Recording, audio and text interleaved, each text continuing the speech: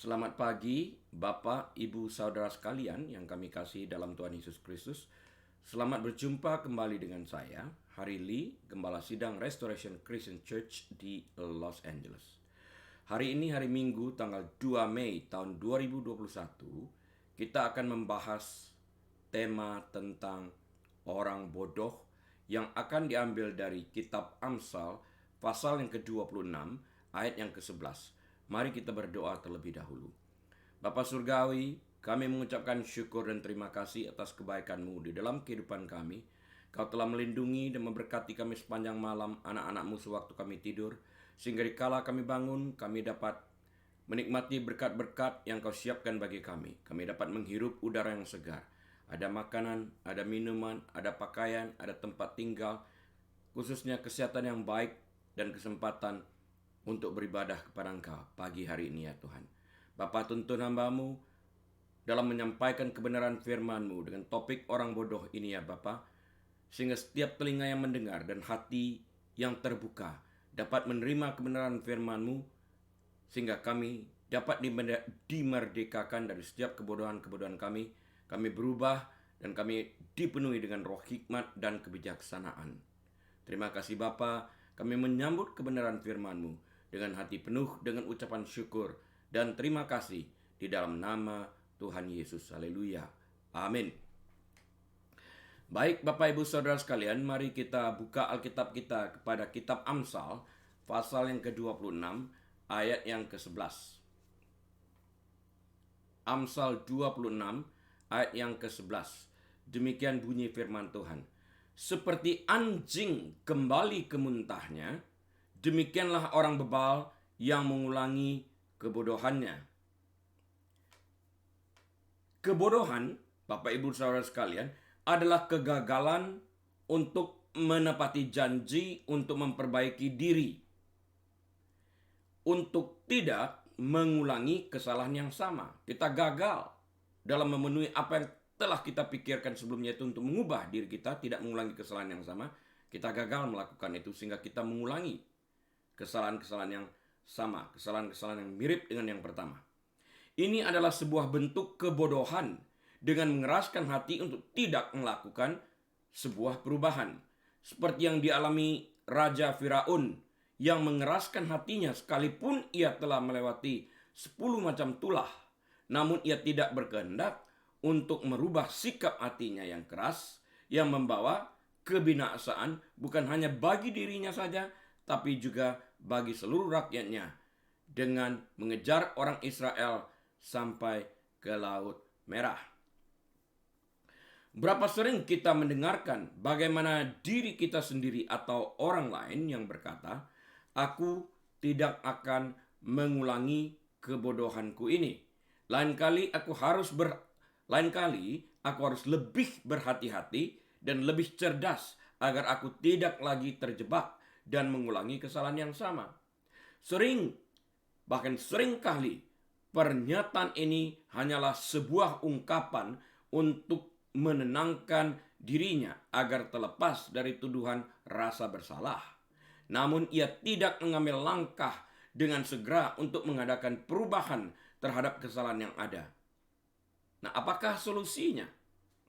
Solusinya terdapat dalam kitab Amsal pasal yang ke-15 ayat yang ke-14 yang berbunyi sebagai berikut, yang saya kutip dari terjemahan baru.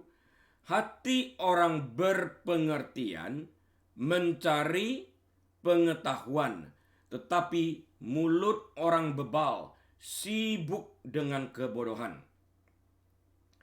Orang yang sungguh-sungguh ingin membuat perubahan atas kesalahan yang diperbuatnya akan dengan segera mencari solusi atas kesalahan yang ada. Untuk itu, yang bersangkutan akan berhenti sejenak untuk memikirkan di mana letak kesalahan yang telah dilakukannya. Ia dengan segala keterbukaan akan mengakui kesalahan tersebut agar ia dapat membuat perubahan. Artinya dia tidak mengulangi kesalahan yang sama. Dia harus membuat perubahan, melakukan sesuatu yang lain agar dia mendapatkan sebuah hasil yang lain dari hasil yang sebelumnya. Hati orang berpengertian, dikatakan tadi, mencari pengetahuan. Artinya, orang berpengertian mempergunakan waktunya untuk mencari pengetahuan.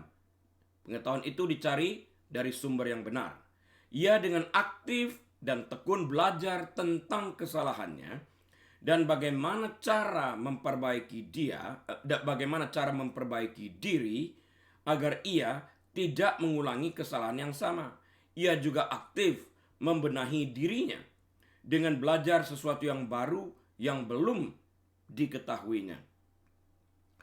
Tuhan memberi kita masing-masing 24 jam setiap hari. Satu-satunya masalah yang kita miliki adalah kurangnya pengetahuan dan arahan dan bukan waktu. Karena Tuhan sudah memberikan waktu sama kepada setiap daripada kita. Karena itu, satu-satunya kekurangan bagi diri kita itu adalah kekurangan akan pengetahuan dan arahan. Karena itu, pergunakan waktu yang Tuhan berikan dengan sebaik-baiknya untuk belajar hal-hal yang berguna. Berapa banyak waktu yang telah terbuang dengan sia-sia karena kita menghabiskan waktu dengan hal-hal yang tidak berguna. Kita harus mencari bimbingan Allah di dalam segala sesuatu yang kita kerjakan sejak permulaan kehidupan kita. Tidak ada sehari pun yang boleh kita lewatkan dalam kehidupan ini tanpa melibatkan Allah dalam segala sesuatu yang kita kerjakan. Waktu adalah satu-satunya hal yang tidak dapat kita simpan. Waktu itu hanya dapat kita pergunakan. Waktu itu pun tidak dapat kita kejar, karena itu hanya sebuah istilah. Karena kalau waktu itu sungguh-sungguh dapat kita kejar dan kita tangkap, maka kita dapat menghentikan waktu itu. Kenyataannya tidak. Kita bergerak bersama dengan waktu itu dan kita harus berada di dalam waktu itu. Jika kita berada di luar waktu tersebut, misalnya dengan memikirkan hal-hal masa lampau yang tidak berguna bagi kehidupan kita, kecuali kita memikirkan tentang kesalahan yang terjadi di masa lampau dan kemudian mencari solusi untuk memperbaikinya. Jadi, di dalam hal ini kita harus mempergunakan waktu itu dengan sebaik-baiknya, dengan sebijaksana mungkin. Selanjutnya dikatakan, tetapi mulut orang bebal sibuk dengan kebodohan, sibuk menyalahkan orang lain atau keadaan terhadap kesalahan yang ada, tidak akan mengubah keadaan, bahkan memperburuk keadaan yang ada. Saya ulangi, sibuk menyalahkan orang lain atau menyalahkan keadaan terhadap kesalahan yang ada, tidak akan mengubah keadaan, bahkan memperburuk keadaan yang ada. Kadang-kadang karena dengan menyalahkan orang lain atau menyalahkan keadaan, circumstances, kita mengatakan bahwa kita tidak bertanggung jawab atas kesalahan yang terjadi. Artinya, kita tidak mengakui bahwa kesalahan itu kita yang lakukan. Nah, kalau bukan kita yang melakukan kesalahan, kita berpikir kita tidak bertanggung jawab dan kita mengizinkan orang lain yang memperbaiki kesalahan tersebut. Di dalam hal ini, kita harus melihat kesalahan kita, mengakuinya, mencari solusinya dengan memperbaiki kesalahan yang ada.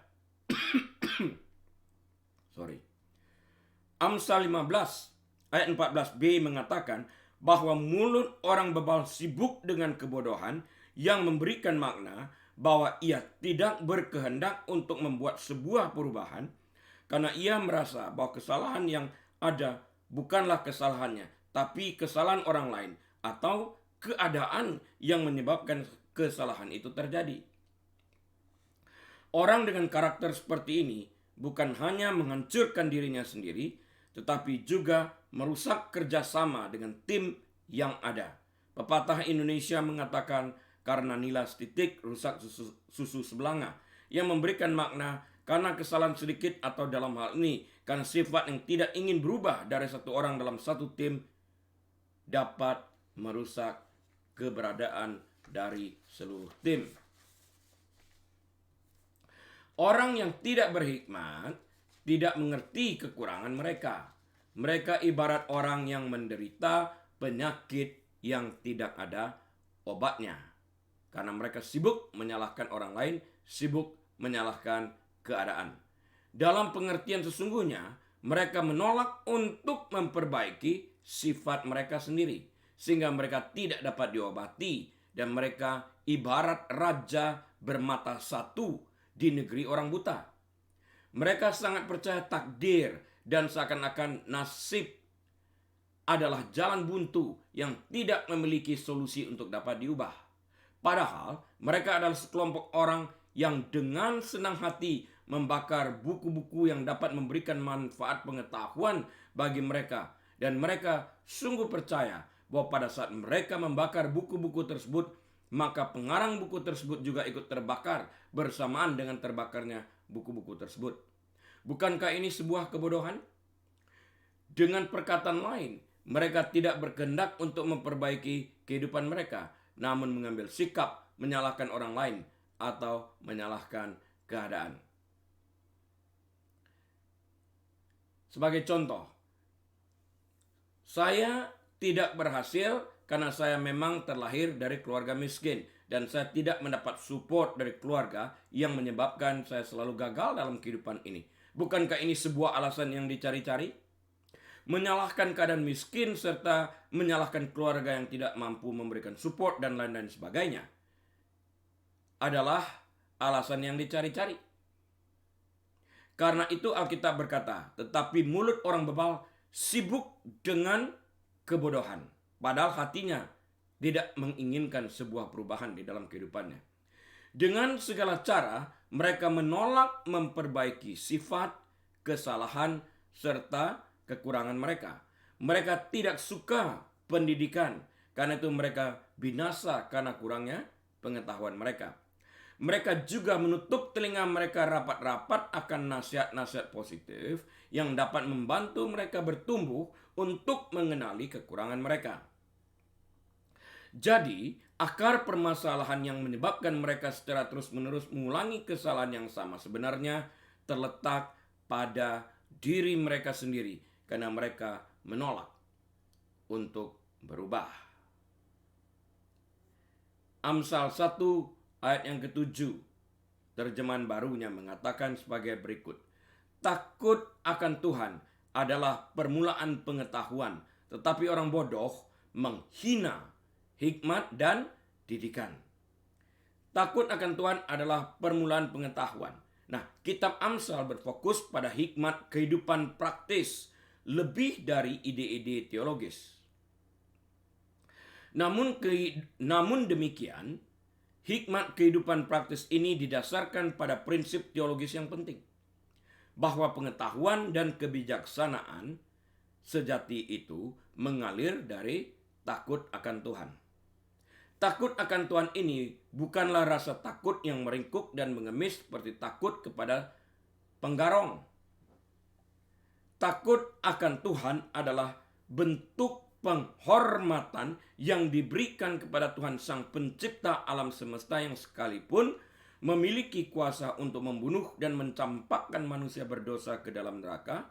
Justru sebaliknya, Tuhan yang Maha Kuasa ini mengasihi mereka dan menebus mereka yang percaya padanya agar mereka tidak binasa, melainkan beroleh kehidupan kekal. Rasa hormat ini bahkan terlebih lagi diberikan kepada Tuhan karena Tuhan tidak menginginkan seorang pun binasa, melainkan beroleh kehidupan yang kekal.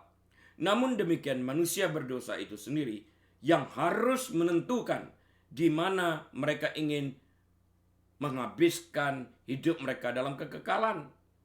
Di nerakakah atau di surga? Pilihan ada pada mereka.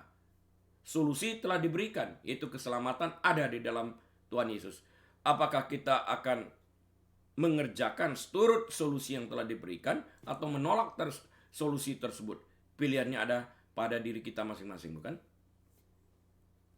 Beberapa penulis memberikan definisi takut akan Tuhan sebagai berikut. Tapi apakah takut akan Tuhan itu? Takut akan Tuhan itu adalah bentuk penghormatan dengan penuh kasih di mana orang-orang percaya yang diberikan kuasa untuk menjadi anak-anak Allah sesuai Yohanes 1 ayat 12, merendahkan diri di hadapan Allah dan dengan penuh rasa hormat dan cinta mentaati hukum-hukumnya secara sukarela dan tidak merasa diperbudak oleh Tuhan tersebut. Karena Tuhan telah membebaskan kita dari perbudakan hukum Taurat, dari perbudakan keinginan berdosa, kepada kita diberikan kebebasan tersebut untuk mengasihi Tuhan.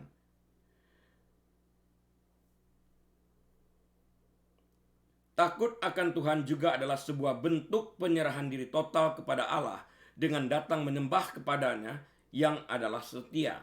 Pada saat kita tidak setia, Tuhan juga setia. Takut akan Tuhan adalah sebuah ungkapan dalam bentuk hormat serta tunduk kepada kehendaknya. Dan karakter seperti ini merupakan ciri seorang penyembah sejati. Takut akan Tuhan adalah penghormatan yang diberikan oleh setiap manusia yang tahu berterima kasih dan berhutang kepada pencipta mereka. Kita harus datang kepada Tuhan dengan hormat, syukur, dan kagum. Datang kepada Tuhan dengan sikap seperti ini adalah karakter orang takut akan Tuhan yang merupakan permulaan hikmat. Hikmat dan kebijaksanaan tidak dapat berkembang lebih lanjut sampai kita memiliki karakter seperti itu. Hormat, syukur, kagum. Jika hikmat dan kebijaksanaan sejati seperti yang dikatakan Alkitab dapat diperoleh begitu saja dengan usaha, kerja keras, dan kepintaran manusia, maka takut akan Tuhan tidak penting untuk memperoleh hikmat dan kebijaksanaan. Tetapi jika hikmat dan kebijaksanaan itu berasal dari wahyu Tuhan, maka hubungan yang benar dengannya adalah kunci kebijaksanaan. Dan dalam hal ini, takut akan Tuhan adalah permulaan hikmat. Karena dengan hikmat atau takut akan Tuhan ini, orang menjauhkan diri dari kejahatan dan dosa. Nah, Bapak Ibu Saudara sekalian, seperti alfabet dibutuhkan untuk membaca, karena tanpa alfabet kita tidak dapat membaca hari-hari ini. Not musik misalnya sangat berguna bagi seorang musisi untuk dapat membaca musik dengan baik. Dan angka-angka diperlukan bagi seorang yang ahli dalam matematika. Maka takut akan Tuhan adalah hikmat untuk mencapai pengetahuan yang diwahyukan dari Alkitab. Jadi untuk mendapatkan pewahyuan yang kita renungkan atau yang kita baca dari Alkitab, kita memerlukan takut akan Tuhan yang merupakan permulaan hikmat. Dan dengan hikmat ini kita mengerti pewahyuan Tuhan tersebut. Karena itu mari kita hormati Tuhan. Karena itu mari kita hormati firman Tuhan dan renungkan firman Tuhan saat kita membaca Alkitab dengan rasa hormat dan bukan dengan tergesa-gesa. Maka Tuhan akan mewahyukan segala sesuatu yang kita baca dari Alkitab. Karena firman-Nya hidup dan firman itu berbicara kepada kita. Kita harus mengambil waktu untuk merenungkan firman itu dengan baik, bukan dengan tergesa-gesa. Permulaan pengetahuan. Besar kemungkinan yang dimaksud dengan pengetahuan dalam ayat ini adalah hikmat. Kenapa? Karena gagasan bahwa takut akan Tuhan adalah permulaan dari hikmat juga ditemukan di dalam kitab Ayub, yaitu Ayub pasal 28 ayat 28. Kitab Mazmur pasal 111 ayat yang ke-10. Kitab Amsal 9 ayat yang ke-10. Dan kitab Pengkhotbah pasal 12 ayat yang ke-13. Permulaan memiliki pengertian prinsip utama dan pertama. Dan prinsip ini juga adalah pengendali. Bukan tahap dalam pengertian tingkap yang bertahap. 1, 2, 3, dan seterusnya. Dengan demikian, hikmat bermula atau berasal pada takut akan Tuhan. Atau Tuhan adalah sumber segala hikmat. Dan karena hikmat ini berawal atau berasal daripada Tuhan, maka dengan mengenali dan mengakui akan kekurangan kita terhadap hikmat, maka kita dapat meminta hikmat tersebut daripadanya. Dan Tuhan, sumber segala hikmat, akan memberikan kepada orang yang meminta kepadanya tanpa membangkit-bangkitkannya. Tertulis dalam Yakobus 1 ayat yang kelima. Dengan demikian, Bapak Ibu Saudara sekalian, takut akan Tuhan adalah permulaan pengetahuan, dapat diartikan sebagai prinsip pertama dan utama yang mengendalikan segala sesuatu setelah orang memiliki takut akan Tuhan. Jadi segala sesuatu yang terjadi diawali dengan hikmat yang kita miliki. Apakah kita memiliki hikmat sehingga kita bersembunyi saat kita melihat malapetaka, atau kita tidak memiliki hikmat dan kita berjalan terus saat kita melihat celaka dan kita terkena celaka tersebut. Jadi memiliki hikmat sebagai hasil dari takut akan Tuhan merupakan faktor pertama dan terutama dalam mengendalikan segala sesuatu yang akan diterima berdasarkan hikmat yang ada. Karena dari hikmat inilah kita menerima semua pewahyuan pada saat kita merenungkan firman Tuhan. Kita pun akan menerima hikmat pada saat kita sepertinya mengalami jalan buntu di kantor atau dimanapun di dalam kehidupan ini. Sekonyong-konyong. Tuhan berbisik dalam hati kita dan memberikan solusi. Itulah hikmat. Fakta fundamental yang harus diketahui adalah bahwa dalam semua pengetahuan, semua pemahaman tentang kehidupan, semua interpretasinya, takut akan Tuhan adalah hal yang utama dan terutama. Pusat dari segala pengertian terlepas dari hikmat ini, maka pikiran manusia hanya dapat meraba-raba, ibarat meraba-raba dalam kegelapan dan tidak akan sampai pada tujuan yang ada. Kejatuhan manusia pertama terjadi karena manusia memilih untuk memakan buah tentang pengetahuan yang baik dan yang jahat, yang oleh Tuhan dilarang untuk dimakan, seperti yang tertulis dalam kitab Kejadian pasal yang ketiga ayat yang ke-6. Pilihan ini terjadi karena manusia pertama melanggar prinsip pertama yang adalah takut akan Tuhan, yang merupakan permulaan hikmat. Dengan demikian jelaslah sudah bahwa hikmat ilahi tidak datang dari memakan buah tentang pengetahuan yang baik dan jahat. Karena sampai saat ini, abad ke-21, masih banyak orang yang melakukan kejahatan karena mereka tidak memiliki hikmat. Dengan memiliki hikmat, orang akan menjauhkan diri dari kejahatan dan keinginan untuk berdosa. Kain adalah contoh lain dari orang tidak memiliki takut akan Tuhan. Sehingga sekalipun telah diperingatkan oleh Tuhan untuk mengontrol dosa yang mengintipnya seperti yang tertulis dalam Kejadian 4 ayat yang ke-7, karena Kain tidak memiliki takut akan Tuhan, maka ia, yaitu Kain, tidak memiliki hikmat. Ia tetap melakukan apa yang telah dipikirkannya, yaitu membunuh Habil, adiknya, sekalipun telah diperingatkan. Berapa banyak orang yang melakukan perzinahan sekalipun ia tahu konsekuensinya? Bukankah semuanya ini karena yang bersangkutan tidak memiliki takut akan Tuhan, sehingga ia melakukan apa yang seharusnya tidak dilakukan? Tuhan adalah sumber hikmat dan kebijaksanaan. Alkitab mengajarkan dalam Yakobus 1 ayat yang ke-5, tetapi apabila di antara kamu ada yang kekurangan hikmat, hendaklah ia memintakannya kepada Allah yang memberikan kepada semua orang dengan murah hati dan dengan tidak membangkit-bangkit, maka hal itu akan diberikan kepadanya. Perhatikan ini dalam ayat 5 ini baik-baik. Tetapi apabila di antara kamu ada yang kekurangan hikmat. Ini sebuah penawaran. Terserah kepada kita apakah kita mau mengakui bahwa kita kekurangan hikmat atau tidak. Pada saat kita mengakui bahwa kita memang kekurangan hikmat, maka kita akan datang kepada Tuhan dengan menghormati Tuhan tersebut, respect Tuhan tersebut. Takut akan Tuhan inilah permulaan daripada hikmat. Karena takut akan Tuhan ini orang menjauhkan diri dari hal-hal yang dapat mencelakakan orang tersebut, dari kejahatan dan dosa. Oleh karena itu, mencari dan mendekatkan diri kepada Tuhan melalui pertobatan, menyerahkan seluruh kehidupan kita dengan mempercayainya, menghormatinya, dan melakukan segala sesuatu sesuai dengan kehendak dan tuntunannya adalah dasar dari kehidupan yang ada saat ini untuk menuju kehidupan kekal bersamanya di sorga. Dengan cara ini kita secara mutlak menempatkan Tuhan sebagai junjungan tertinggi dalam hidup kita. Semuanya ini hanya dapat dicapai dengan memiliki takut akan Tuhan yang adalah permulaan hikmat.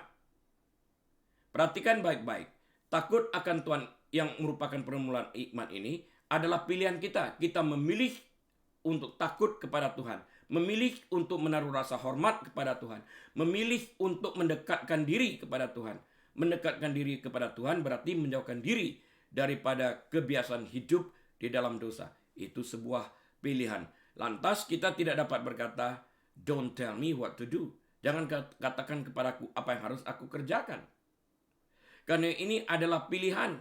Dan Tuhan juga bukan hanya sekedar mengatakan, tapi Tuhan menuntun dan memampukan kita untuk melakukan apa yang seharusnya kita lakukan. Sama seperti Kain, Tuhan memberikan petunjuk, memberikan jalan untuk tidak melakukan pikiran yang jahat tersebut. Kain menolak. Ibarat kita masuk ke dalam mobil, kita ingin mengendarai mobil tersebut, tetapi kita tidak berkehendak melakukan tata cara yang diperlukan untuk mengendarai mobil tersebut. Kita misalnya menginjak pedal gasnya, tetapi mobil tidak jalan. Ya, karena kita belum memasukkan giginya. Jelas mobil tidak bisa berjalan. Jadi segala sesuatu yang ada di dalam kehidupan kita ini ada aturan-aturannya yang harus kita patuhi.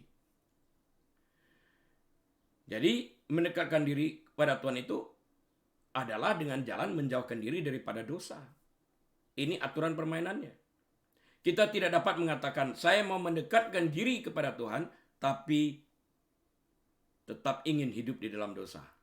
Ini sangat bertentangan dengan apa yang tertulis di dalam Alkitab. Orang bodoh tidak akan melakukan semuanya ini. Bukannya mereka tidak bisa. Mereka bisa, mereka mampu. Tetapi mereka tidak mau. Masalahnya tidak terletak pada kecerdasan mereka. Tidak terletak pada IQ mereka. Tetapi pada kemauan mereka. Kebijaksanaan dan instruksi yang mereka benci adalah segala sesuatu yang berbeda dari keinginan mereka sendiri. Saya ulangi, kebijaksanaan dan instruksi yang mereka benci adalah segala sesuatu yang berbeda dari keinginan mereka sendiri. Mereka seperti orang yang menghindari dokter karena mereka tahu bahwa mereka akan diberitahu lagi dan lagi untuk menurunkan berat badan atau berhenti merokok. Dan mereka tidak mau mendengarkan nasihat ini. Mereka sebenarnya tahu bahwa nasihat itu benar dan hidup akan lebih baik jika mereka mengikutinya. Tetapi mereka lebih memiliki kemauan untuk mengikuti ego mereka. Mereka tidak ingin berubah. Jadi daripada berdebat dengan dokter mereka yang bijaksana, mereka menghindari bertemu dengan dokter. Kerugian ada pada pihak mereka. Pada orang yang merokok alasannya adalah untuk memberikan ketenangan kepada diri sendiri. Jika ini benar, maka FDA, Pusat Makanan dan Obat, kalau di Indonesia itu Badan POM, telah memberikan izin bagi orang untuk merokok karena mendapatkan ketenangan. Tapi justru pada label kotak rokok tersebut atau bungkusan rokok tersebut terdapat peringatan-peringatan akan bahaya merokok. Kitab Amsal tidak ditulis untuk mereka yang tidak ingin menemukan jalan Tuhan yang membawa mereka kepada kehidupan dan yang tidak ingin mengejar kebenaran. Kitab Amsal tidak ditulis bagi mereka. Kitab Amsal ditulis sebagai petunjuk bagi mereka yang ingin mengenal Tuhan dan jalan-jalannya, serta menjalani kehidupan yang menyenangkannya. Kitab Amsal ini bukanlah kumpulan perkataan filosofi manusia. Saya ulangi, kitab Amsal ini bukanlah kumpulan perkataan filosofi manusia. Kitab Amsal adalah harta yang penuh dengan hikmat dan kebijaksanaan tentang bagaimana memiliki kehidupan yang paling memuaskan dan paling produktif dengan Tuhan dan kemuliaannya sebagai pusat dari segala-galanya. Amsal 21 ayat 21. Siapa mengejar kebenaran dan kasih akan memperoleh kehidupan, kebenaran, dan kehormatan. Sekarang mari kita bedah Amsal 1 ayat 7b. Tetapi orang bodoh menghina hikmat dan didikan. Mengapa orang bodoh menghina hikmat dan didikan?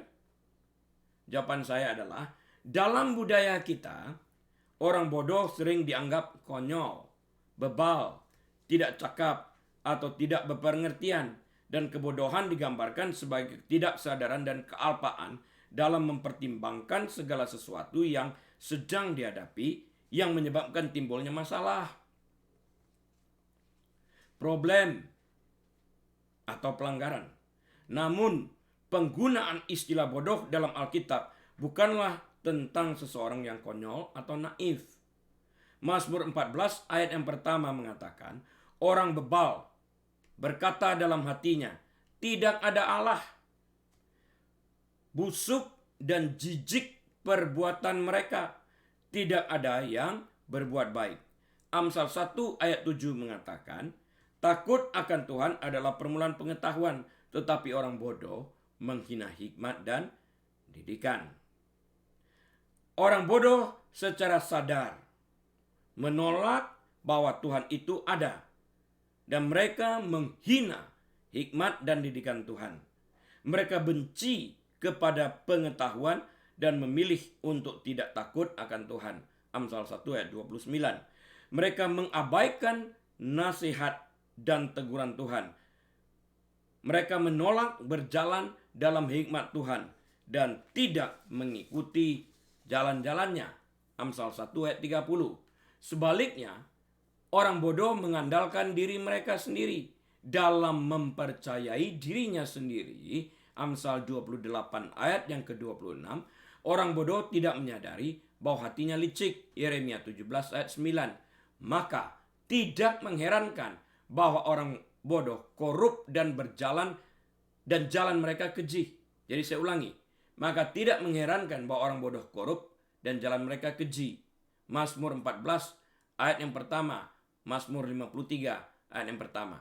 Berlaku cemar adalah kegemaran mereka. Amsal 10 ayat 23. Mereka menyeru-nyerukan kebodohan. Amsal 12 ayat 23. Mereka mencemoohkan korban tebusan. Dengan demikian mereka mengejek dosa. Amsal 14 ayat 9.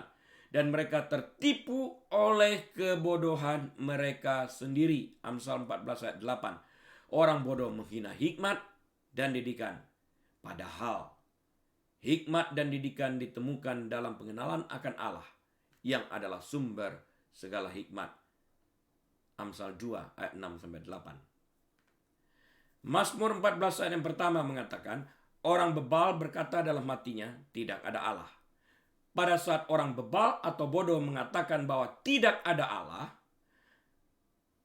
maka mereka merasa mereka tidak bertanggung jawab kepada Allah yang memang tidak ada menurut mereka. Karena bagaimana mereka dapat bertanggung jawab kepada sesuatu yang menurut anggapan mereka tidak ada. Jadi mereka ingin melepaskan tanggung jawab mereka kepada Allah.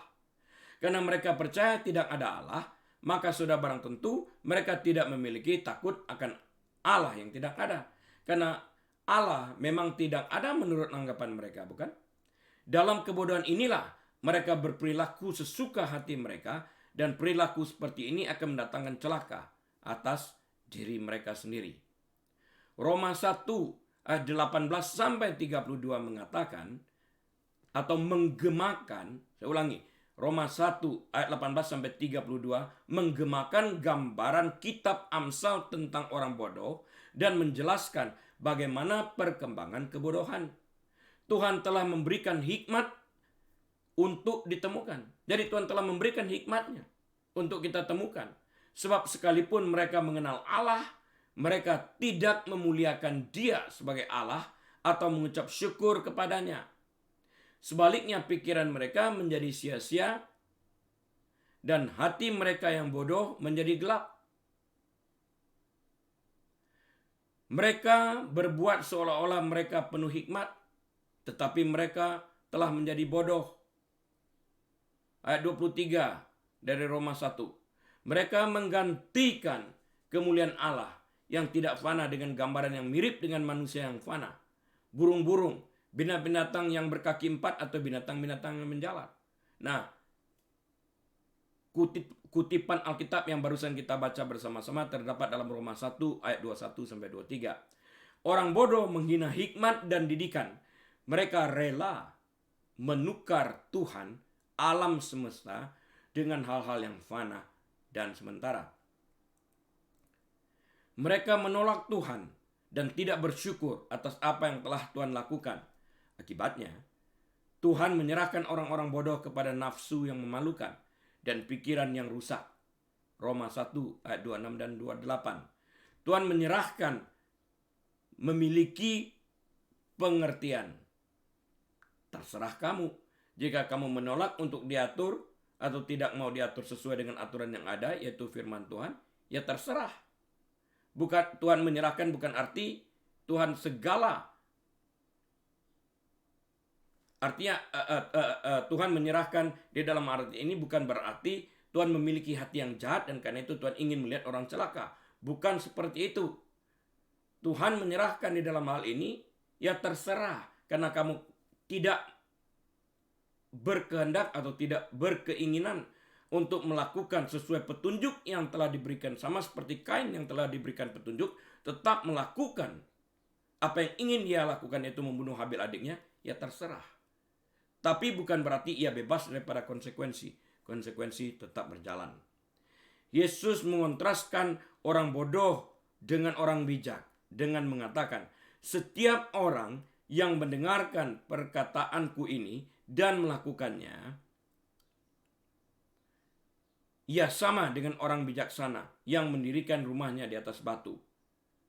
Ini tertulis dalam Matius 7 ayat 24 sampai 27. Kita ulang baca ya, Matius 7 ayat 24 sampai 27. Jadi Yesus mengontraskan orang bodoh dengan orang bijak dengan mengatakan dalam Matius 7 24 sampai 27, setiap orang yang mendengar perkataanku ini dan melakukannya, ia sama dengan orang yang bijaksana yang mendirikan rumahnya di atas batu. Kemudian turunlah hujan dan datanglah banjir, lalu angin melanda rumah itu, tetapi rumah itu tidak rubuh sebab didirikan di atas batu. Tetapi setiap orang yang mendengar perkataanku ini dan tidak melakukannya, ingat akan Kain, ia sama dengan orang yang bodoh yang mendirikan rumahnya di atas pasir. Kemudian turunlah hujan dan datanglah banjir, lalu angin melanda rumah itu sehingga rubuhlah rumah itu dan hebatlah kerusakannya. Karena orang bodoh menghina hikmat dan didikan, mereka berada di jalan menuju kehancuran. Apa yang tampaknya bijaksana di mata orang bodoh pada akhirnya akan gagal. Hanya percaya pada Tuhan dan hikmat-Nya yang akan bertahan. Allah ingin kita mengenal Dia dan hidup dengan bijaksana. Dia, yaitu Tuhan, berjanji untuk melindungi orang-orang yang mendengarkan Dia dan berjalan dengan hikmat-Nya. Jika kita membutuhkan hikmat, kita harus memintakannya kepada Tuhan. Yakobus 1 ayat 5 yang telah kita baca tadi mengatakan bahwa Tuhan memberikan hikmat-Nya kepada kita yang memintanya dengan murah hati dan dengan tidak membangkit-bangkit.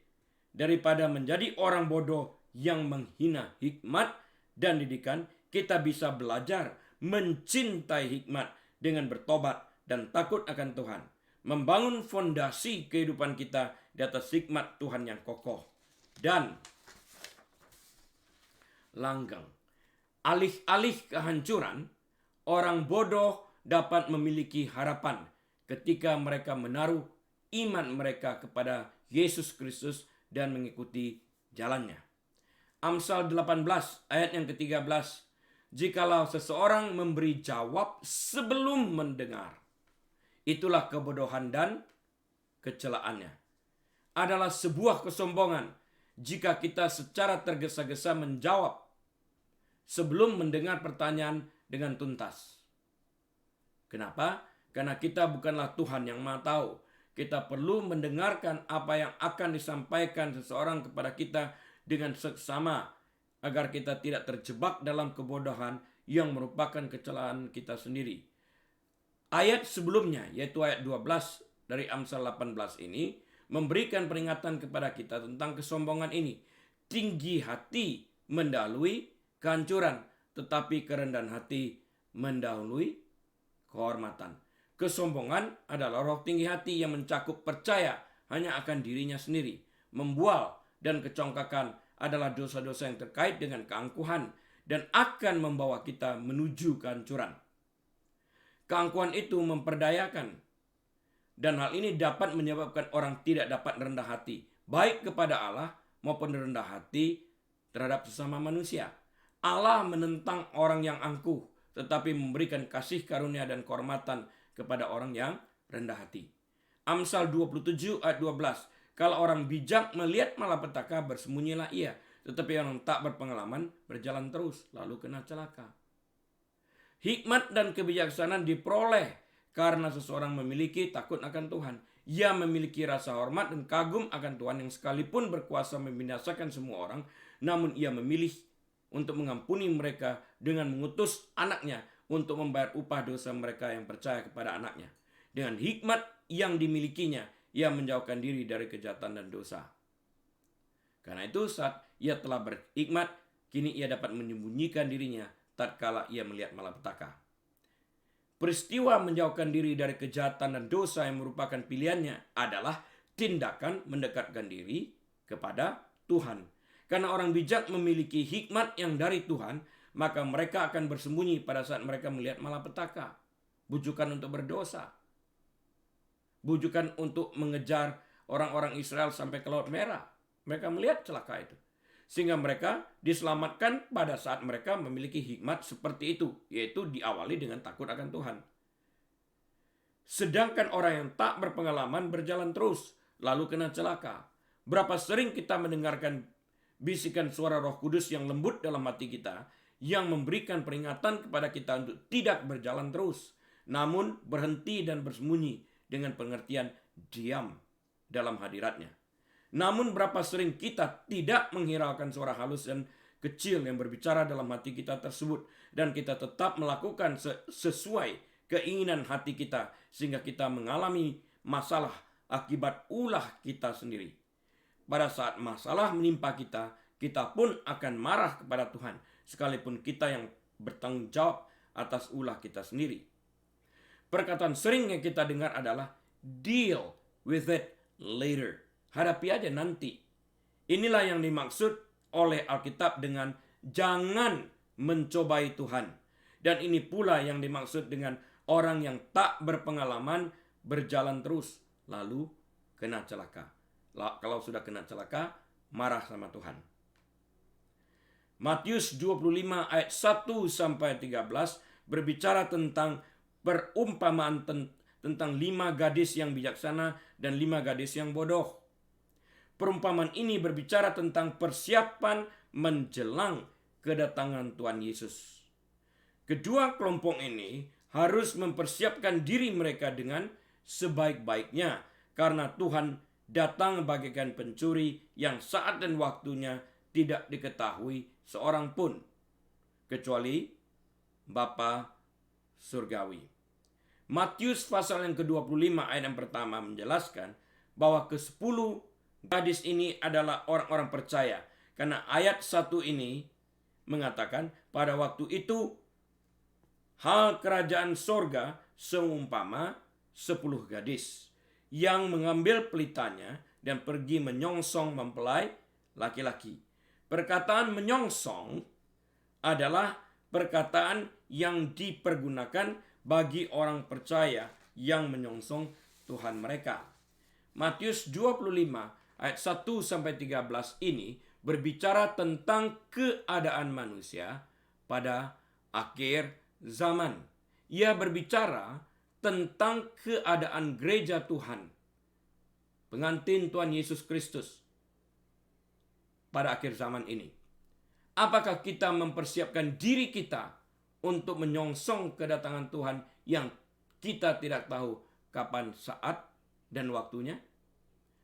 Telah kita pelajari bahwa kelima gadis yang bijaksana telah mempersiapkan minyak lebih banyak untuk mencukupi kebutuhan mereka dalam menunggu mempelai laki-laki. Kita pun wajib mempersiapkan diri kita menjalankan kedatangan Tuhan yang kita tidak tahu saat dan waktunya, dengan menjaga agar iman kita tidak kendor, menjaga agar iman kita tidak pudar, tetapi api iman kita itu tetap bernyala-nyala sampai Tuhan Yesus datang kali keduanya, menjemput semua orang yang berharap dan menantikannya. Atau apakah kita ingin bersikap masa bodoh seperti kelima gadis yang bodoh tersebut, datang tanpa persiapan? Minyak dalam hal ini bukan hanya, saya ulangi, minyak dalam hal ini bukan hanya berbicara tentang Roh Kudus dan urapannya, tapi juga berbicara tentang iman, yaitu iman kita yang berharap dalam menunggu kedatangannya. Karena Alkitab dengan jelas berkata dalam Injil Lukas pasal yang 18 ayat 8, akan tetapi jika Anak Manusia itu datang, adakah ia mendapati iman di bumi? Lukas 18 ayat 8. Apakah kita berjaga-jaga dengan iman yang teguh menjelang kedatangan Tuhan Yesus kembali?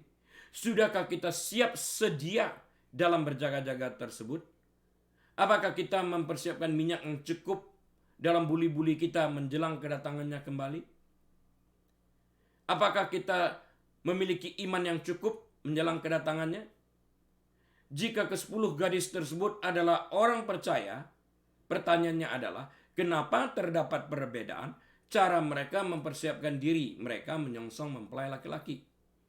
Tuhan Yesus berkata, Ayub 33 ayat 14 memberikan jawaban yang konkret terhadap pertanyaan ini.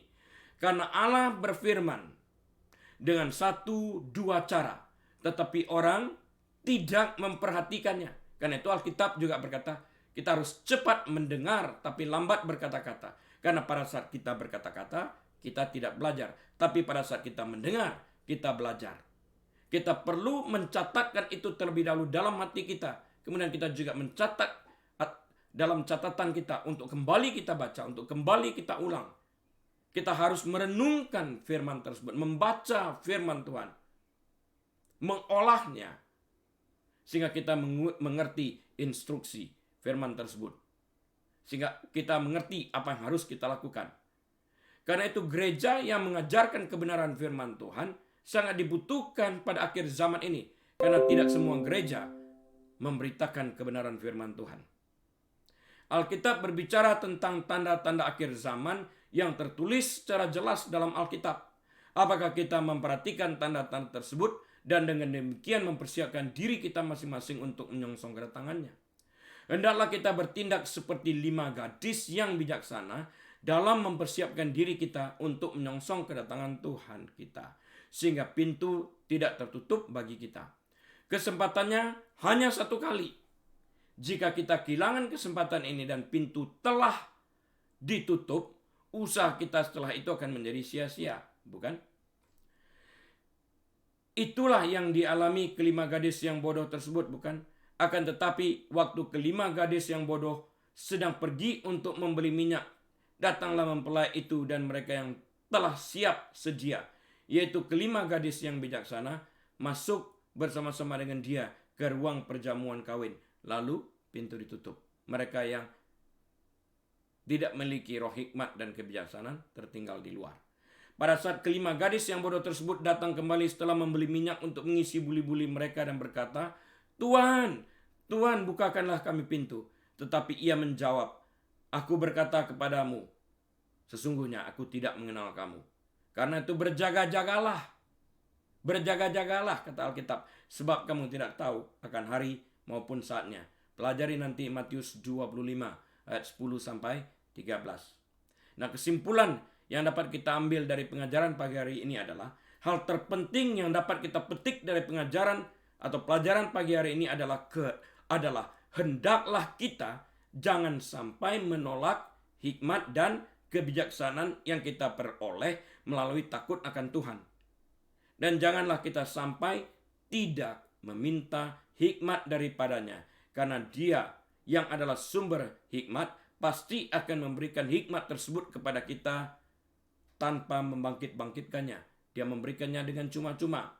Janganlah kita terhitung dalam bilangan kelima gadis bodoh yang menghina hikmat dan didikan seperti yang tertulis dalam Amsal 1 ayat yang ke-7. Sehingga kita pun tertinggal. Sehingga kita tidak mempersiapkan diri kita dengan baik untuk menyongsong kedatangannya. Sehingga saat kita lengah, Ia datang dan pintu pun tertutup bagi kita. Mari kita persiapkan diri kita dengan sebaik-baiknya. Sehingga saat Ia, Tuhan Yesus datang, Ia menemukan kita beriman kepadanya. Amin. Mari kita berdoa. Bapa Surgawi, kami mengucapkan syukur atas kebenaran firman-Mu yang telah kami terima. Hamba-Mu berdoa biarlah firman-Mu yang telah ditaburkan itu boleh jatuh di tanah yang subur. Sehingga benih-benih firman ini boleh menghasilkan buah sesuai dengan kebenaran Alkitab 30 kali, 60 kali, bahkan 100 kali ganda. Dan lebih daripada itu Bapa, kami memilih dan tolong kami untuk dapat menjadi pelaku kebenaran firman-Mu. Sehingga kami menjauhkan diri kami dari dosa dan kejahatan. Karena kami memilih untuk takut akan Tuhan. Dengan demikian kami memiliki hikmat dan kebijaksanaan dari Tuhan. Sehingga kami dapat menjauhkan diri kami dari setiap malapetaka. Tuntun kami ya Tuhan. Jemaat yang dikasihi Tuhan, biarlah Tuhan Allah Bapa Surgawi itu sendiri menyinari wajahnya atas setiap daripada kita. Membimbing kita ke jalan yang benar. Membaringkan kita di padang yang berumput hijau. Ia bahkan menyediakan makanan bagi kita di hadapan para lawan kita serta mengurapi kepala kita dengan minyak sehingga piala kita penuh melimpah. Biarlah Bapa yang rahimi itu memberkati engkau sekalian sehingga engkau menjadi kepala dan bukan ekor. Naik terus dan tidak pernah turun. Diberkatilah engkau saat engkau masuk. Diberkatilah engkau saat engkau keluar. Diberkatilah kandunganmu. Diberkatilah pekerjaanmu. Diberkatilah rumah tanggamu. Diberkatilah sekolahmu. Apa saja yang engkau perbuat, Tuhan yang membuat engkau berhasil. Dan biarlah takut akan Tuhan itu yang membuat engkau berhasil tinggal di dalam kehidupanmu. Diberkatilah pelayananmu. Dan di dalam segala hal, Tuhan juga memberkati kesehatanmu. Dan biarlah kita membuka lembaran waktu kita dengan hikmat marifat yang berasal daripada surga, dari Bapa Surgawi sendiri. Damai sejahtera dari Tuhan Yesus Kristus Raja Damai. Dan di dalam persekutuan yang manis dan erat bersama Tuhan Allah Roh Kudus. Saat ini bahkan sampai selama-lamanya. Tuhan Yesus datang kali keduanya. Menjemput semua kita yang percaya kepadanya. Haleluya. Amin, amin, dan amin. Sampai berjumpa minggu depan atas kemurahan Tuhan. Tetap sehat dan jalankan protokol kesehatan. Tuhan memberkati. Amin.